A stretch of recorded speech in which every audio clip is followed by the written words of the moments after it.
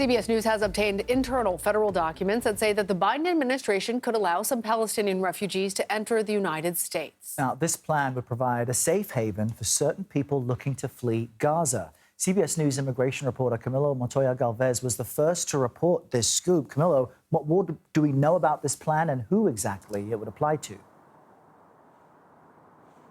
Errol, the Biden administration for the past weeks has been discussing several policy options to resettle and welcome some Palestinian refugees fleeing the war in Gaza. That is according to internal documents that we obtained here at CBS News. We know that one of the plan involves officials now vetting refugees in Egypt.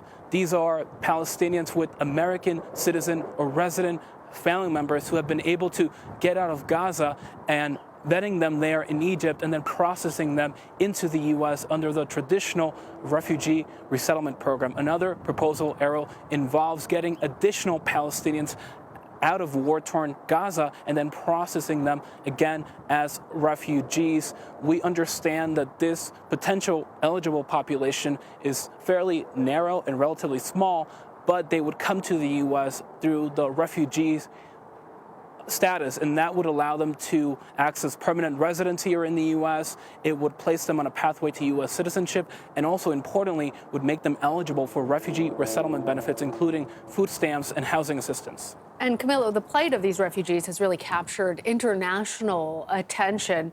Any sense of how many people we're talking about? Anything more you can tell us about how this program would work? Yeah, again, we do not have an estimate on how many people would potentially come to the U.S. under this program. It is still very, very early on, and the administration has not made a final policy decision, Lana. But there are significant operational and logistical hurdles for the administration to implement any of these proposals. The first one is that right now it is very difficult, as we all know, to get people out of Gaza due to the war there and the restrictions that Egypt and Israel have placed on people leaving. It is also very important to note that any of these plans would require the consent and collaboration of the government in Egypt, which so far has not allowed large numbers of Palestinians to leave Gaza. So that is very important to note, that there are many logistical open questions, if you will, that are still pending that the administration would have to answer and tackle.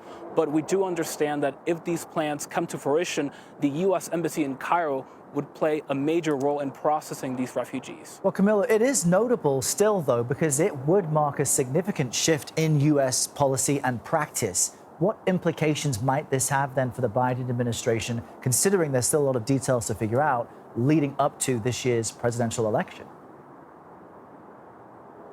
Well, Errol, the administration, as you know, has already been facing significant political challenges as it relates to this war in Gaza, as illustrated by these protests and demonstrations across many universities and colleges here in America.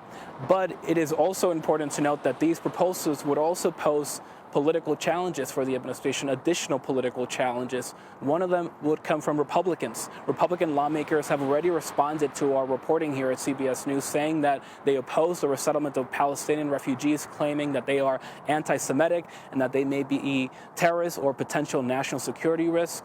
It is also important to note that this could pose an awkward political situation with Israel, because to be eligible for refugee status, Errol and Lana, applicants have to prove that they are fleeing persecution based on certain factors such as their political views, religion, nationality, or race. And some of them may identify the government in Israel, a top U.S. ally and recipient of American military aid, as a persecutor. That may be an awkward political determination for the U.S. to make. All right. Camilo, thank you.